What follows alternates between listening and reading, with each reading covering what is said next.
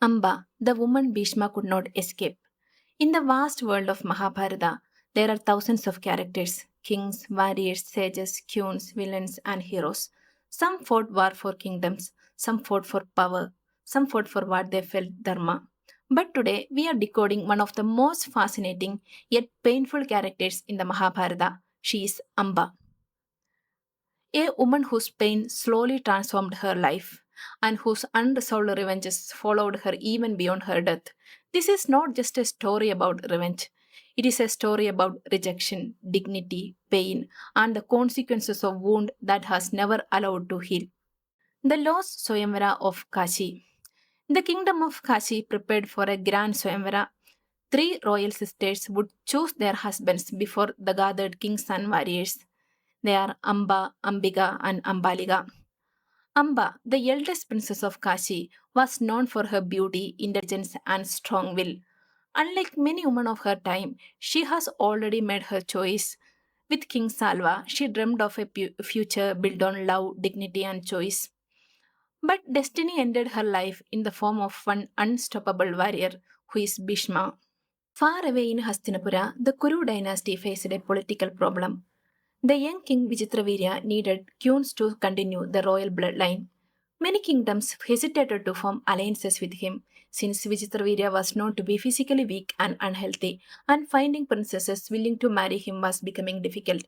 And so Hastinapura turned for a solution to Bhishma, a man who had already sacrificed his own throne and taken a terrible vow of lifelong celibacy for his father's happiness. Now arrived at Swayamvara, not as a guest, but as a man determined to seize brides for Vichitravirya. Bhishma entered the assembly uninvited. He challenged every kings present, defeated them all, and abducted the three princes for Vichitravirya. The kingdom witnessed Bhishma's strength, but for Amba, it was the moment her life was torn away from her own hands. Rejection and humiliation. When Amba revealed that she loved Salva, Bhishma did something unexpected. He let her go. Perhaps he believed he was doing the honorable thing.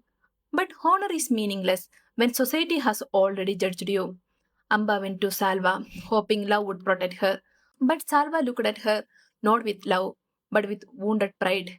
He refused to accept her because another man had taken her away. She had become the symbol of shame for him. Broken and desperate, she returned to Bhishma. She begged him to marry her, but Bhishma also refused.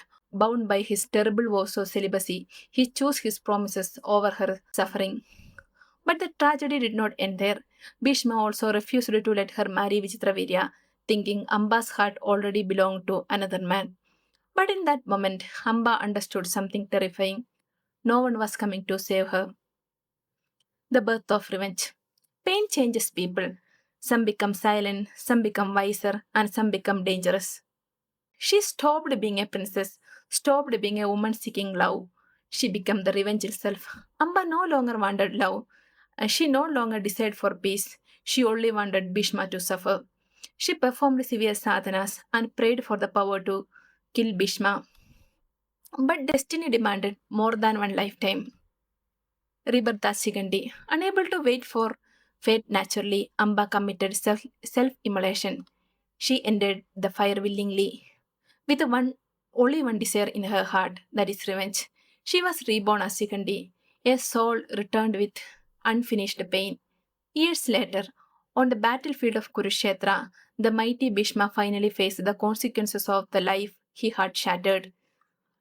Bhishma, who could defeat entire armies, lowered his weapons before Sikandi, and through that moment, Amba's revenge was fulfilled. Amba's story is not simply about revenge.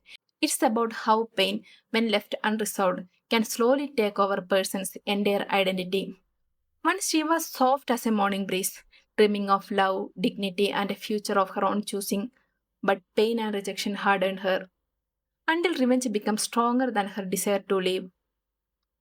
Sometimes the most terrifying wars begin inside a wounded heart.